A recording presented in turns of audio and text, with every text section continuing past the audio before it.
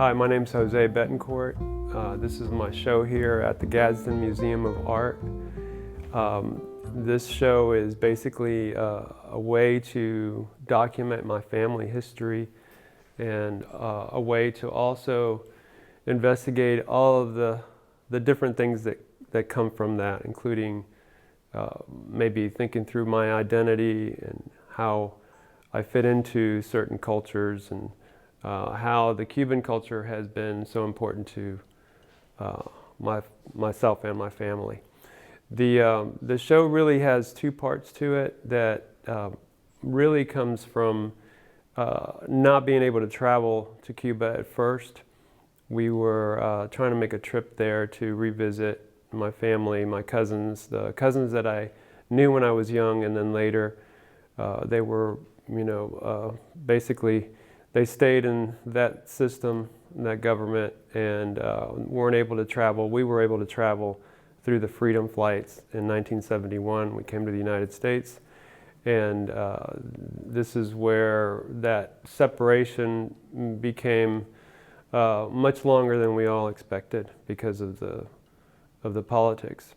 The first thing that started happening is I started receiving photographs from the family, and they came in different ways. They came from people that visited, family and friends that visited Cuba. They would visit family, and the family, I guess, they felt that they would need to give us parts of, our history and sharing the memories that we had together. So I collected these pictures. They're probably about, I would say about 150 photographs that I received through the years. And one of the ones that really, I guess, stood out to me was the picture of the Lopez family. These are the great uncles, and actually my father is also in this photograph. But mainly mainly it's the matriarch of the family, my great grandmother, with all of my great uncles and great aunts. And I think what happened was that I felt that this photograph had so many, well, not only is it filled with everyone in the family. It was a pretty amazing picture to see everyone together, but it made me think back of the stories and how they all came together in Cuba. This is one of the first pieces that kind of symbolizes a few things. This card right here, San Expedito, was found with my grandmother's things, and I kept thinking that it's a prayer card, so I kept thinking that she was, expecting to leave Cuba, and I named it that because I figured that, there were a lot of people involved in, at that time, in getting us help to leave, and a lot of people that wanted to leave, of course, from the family, and a lot of people that did not want to leave from the family. So it was almost an exercise for me to think through of how, who I remembered, who I was close with, elements of things that have to do with Cuba, maybe some layering of things, documents, and copies of documents. The other thing that you may see is there are these sewing patterns, and the sewing patterns come from my grandmother and also my mother, who were both seamstresses. And you'll see that there are also marks where I frame people with these, the wax pencils and old techniques that you would use for editing photographs for newspapers or for printing. So there are certain people that I remember that I've taken out specifically so that you can see the people that left, the people that were close to me. They're just singled out and framed. The biggest image that I felt was, I guess it was a metaphor for everything that I was doing, was this picture of my grandfather that we got probably about 10 years ago. I received this picture from a cousin that was visiting. She brought it back. And of course, the face was gone. If you could tell, this is an area that was eaten by an insect. So there was nothing there. And I thought this is a perfect metaphor of, you know, of this whole process, that I don't remember people. I don't remember my grandfather.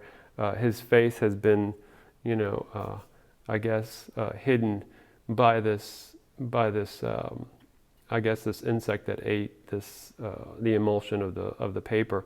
And what I tried to do was organize this random shape by putting a grid in my blueprint material, so you could see that there's this organic shape, and then I tried to make some kind of order by adding a grid to the blueprint. These photographs are actually they came to us in the last 40 years. Little by little, they're brought over, and I collected them and tried to identify each person in the photograph. And the reason why I wanted to make it into a fabric is because I did want to make it, I guess, also a metaphor of bringing things together, bringing the family together, the family that was separated. And the idea of the actual map of Cuba really was, again, towards this thing of identity, or trying to figure out who I am and where I came from. And you know, you think you know the actual the geography of the place. You think, I know that shape, I know the Cuba, the island of Cuba, but you don't really know it until you start carving away, or you know, stitching things and planning these little turns, and everything that you see had to be cut and had to be analyzed. So I feel like I learned the geography in a way by being so detailed with the island. But anyway, the cyanide process has been very important to me. It's a way to print on multiple fabrics or multiple materials, including fabric and paper. And you'll see that throughout the show that there's a little bit of the blueprint process involved. So the other one that's really important to me is this Freedom Flight. It's called Freedom Flight because 250 Cubans fled the island between 1965 and 1973. We came on June 15th, 1971. And this is symbolic of this journey that we came from Havana, which is the little tip, would be right around here. And we flew to Miami, Florida, which is the bottom part of the smaller piece on the other side. The thing that I wanted to introduce here was the plane. Not only as a plane, but this is the actual image of the toy that I brought. So I still have the toy, and I took photographs of it, and I made the image of the plane with a 4x5 camera. I scanned the negatives, made large transparencies, and did contact prints on fabric on this canvas and stretched them. So I wanted also to have this, I guess, an idea of motion or movement, almost like a little movie of reading it from right to left, where we see this plane taking off, going up, and then on the way to South Florida. So in 1971, when we left Cuba, I had a suit that was made specifically for me by a friend of the family's. And later on, I found out that this suit was actually made from my grandfather's suit. The suit was probably something that he had through his life, probably his only suit. And when we were planning to leave, my mother asked a friend to make a smaller version for me, and that is the suit that we made, that they made for me. Also, my model, I should explain, is my daughter, who was 5 at the time.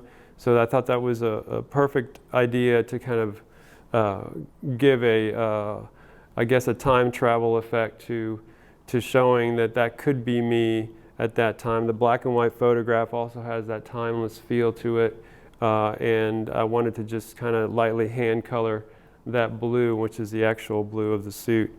So it seems like it would be a a nice illusion for the viewer to kind of think through as a moment back on June 15th, 1971. This image of my father and I was about from 1969, 1970.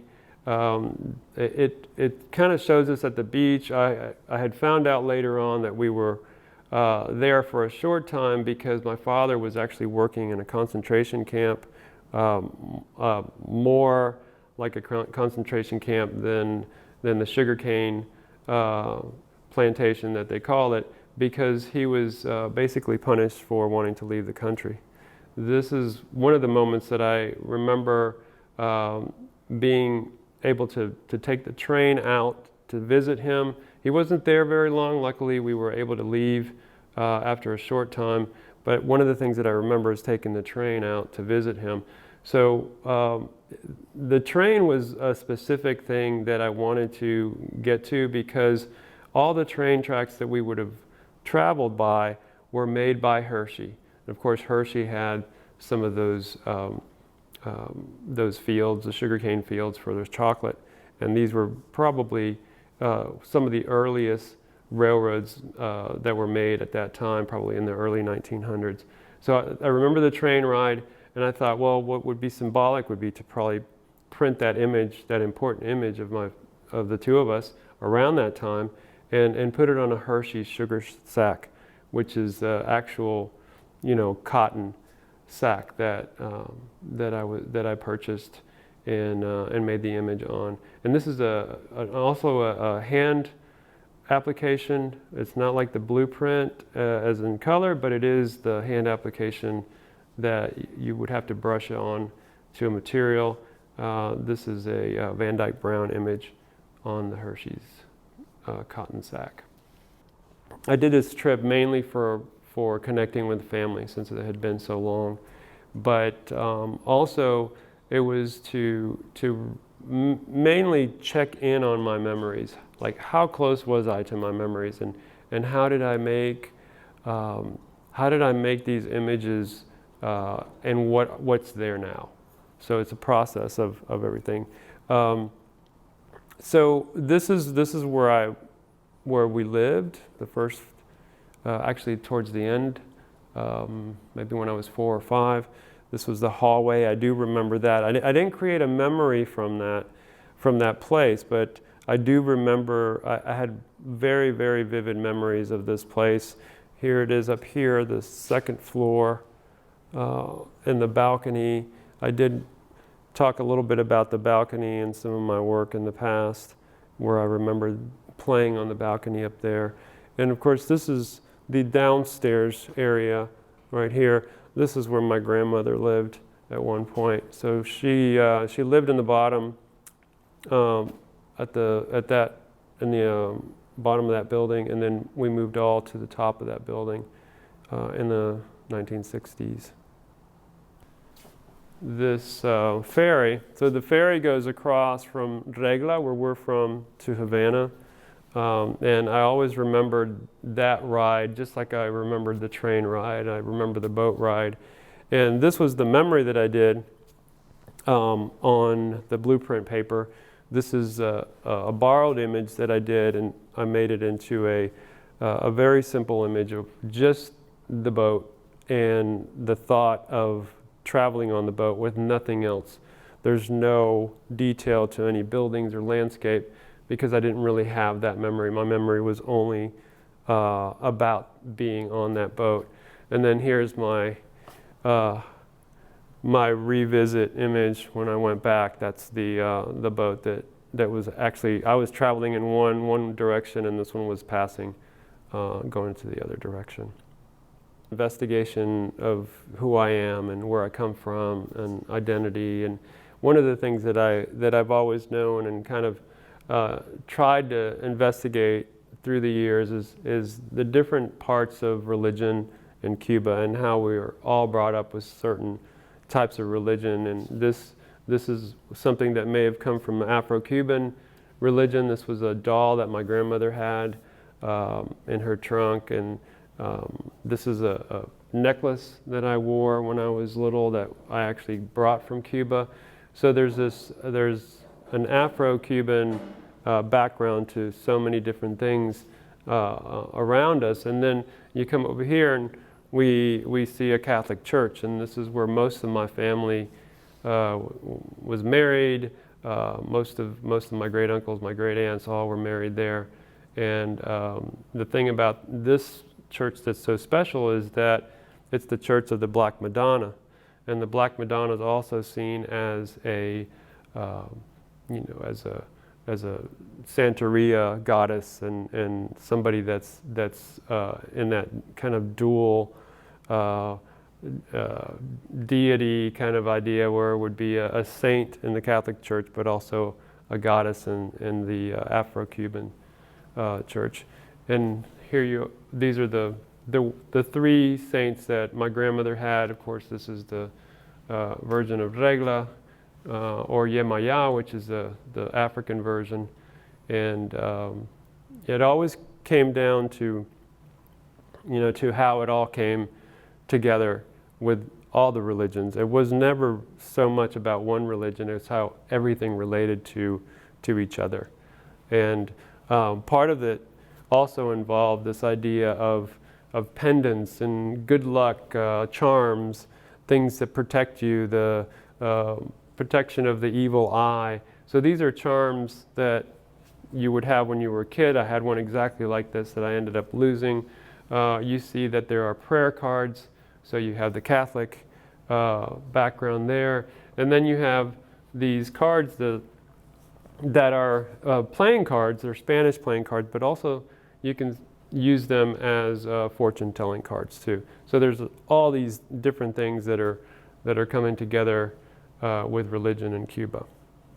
One of the things that I really wanted to do is of course connect with the older generation, and of course my cousins that I remembered. And Argelio was one of the important people for me because he was the one that saved most of the photographs. A lot of the photographs that I received, the one of my grandfather with the missing face, that was one of his photographs that he gave my cousin. And he's got letters, he's got all sorts of photographs, and I've spoken to his daughter. He has since passed away since my visit, and I've spoken to his daughter, and his daughter says that she has many things for me. So my next trip will be to collect a lot of Argelio's documents and photographs. So he was the one that would keep a lot of our treasured photographs. And so Delia was the other one that I had never really met. And I don't remember, I guess I would have met her before we came, but I just had no memory of her. She is the only one living from the Lopez family photograph, that photograph of everyone from 1955. And I think, for her, I don't really see her as somebody that has, the collection that Argelio had. She doesn't have all the photographs and everything, but she does have stories. So that would be an important thing for me to do, hopefully next time, is to maybe record her and try to get more stories from her. But the family was so important to me. The reconnection was so important on so many different levels. I have my cousins here that were probably my closest cousins when I was growing up. This is Raquel and Sandra. They were really close to me. We lived close physically, next door to each other. We played together. They're about the same age. Raquel and I are about the same age, and Sandra's a little bit older. But one of the things that I wanted to mention that was really important, and something that's really something amazing that I still am in awe of how things happen when you're not brought up together, is that my cousin Allie is an artist.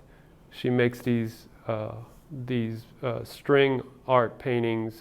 They look like paintings, but they're really colored string art glued together side by side, so it almost looks like paint. And my cousin Sandra is a guitar professor.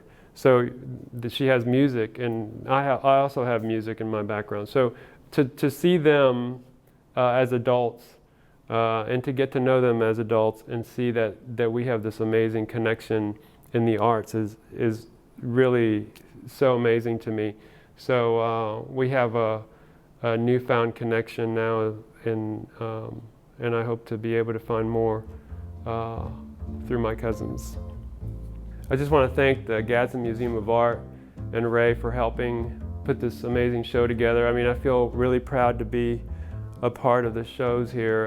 It has really helped me put together a great combination of pieces. I never really know exactly how to fit things together, and the Gadsden Museum of Art has helped me produce this more a contained show that really helped me put my ideas together between my memories and my revisit images when I went back to Cuba. So I wanted to thank them very much for helping me have an outstanding group of pieces for my exhibit here.